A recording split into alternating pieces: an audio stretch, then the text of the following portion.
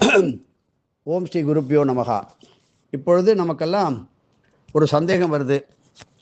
எது நல்ல கர்மா, எது கெட்ட கர்மா? கர்மா என்று சொல்கிறீர்களே என்று கேட்பீர்கள். இப்பொழுது வாருங்கள். அதாவது ஏப்ரல் மாதம் 23ஆம் தேதி 2024, 23/4/2024 ஆன்மீக வினாவிடையை இப்பொழுது உங்களுக்கு விளக்கமாக தருகிறோம். நல்ல கர்மம் எது, கெட்ட கர்மம் எது என்று எப்படி தெரிந்து கொள்வது?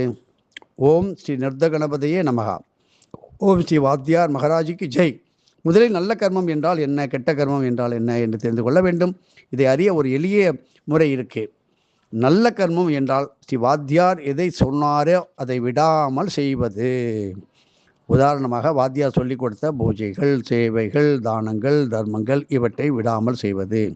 கெட்ட கர்மம் என்றால் என்ன? வாத்தியார் எதை செய்யக்கூடாது என்று சொன்னாரோ அதை செய்வது. ஒரு உதாரணத்தை எடுத்துக்கொள்வோம். வாத்தியாரின் வழிமுறையிலே ஓசி அடிப்பது, ஓசி வாங்குவது, இனாம் வாங்குவது என்பதற்கு இடமே கிடையாது. அதாவது மற்றவர்கள் பொருளில் ஒரு பைசா கூட கை வைக்கக்கூடாது, ஒரு பருக்கை சோட்டில் கூட கை வைக்கக்கூடாது, இலவச ஃப்ரீ சாப்பாடு என்பதை நாம் ஏற்றுக்கொள்ளக்கூடாது, ஆபீஸிலிருந்து ஒரு குண்டூசி கூட வீட்டிற்கு கொண்டு வரக்கூடாது என்று வாத்தியார் சொல்வார்.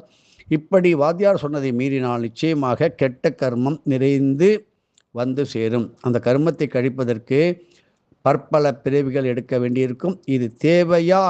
யோசித்து பாருங்கள். மற்றொன்று, வாத்தியார் எதை செய்ய சொன்னாரோ அதை செய்யாமல் இருப்பது. இது எதற்கு சமம் தெரியுமா?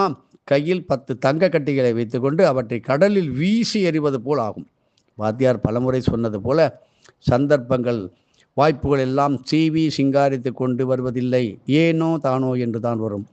ஆகவே கிட்டும் இறை சந்தர்ப்பங்களை நழுவ விட்டுவிட்டு சந்தியில் நிற்கக்கூடாது. அப்படி விடாமல் அனைத்து இறை சந்தர்ப்பங்களையும் ஸ்ரீ வாத்தியார் சொன்ன முறையிலே பயன்படுத்தி கொள்பவரைத்தான் அறிவாளி என்று சொல்ல முடியும். சுருக்கமாக சொன்னால், 1, வாத்தியார் செய்ய சொன்னதை செய்வது நல்ல கர்மம். 2, வாத்தியார் செய்யக்கூடாது என்று சொன்னதை செய்வது கெட்ட கர்மம். 3, வாத்தியார் செய்ய சொன்னதை செய்யாமல் இருப்பது பிறவி பெரும்பயனை இழந்ததற்கு சமம். எதுவும் என்னுடையதல்ல, அனைத்தும் உன்னுடைய அருளாளா அருணாச்சலா.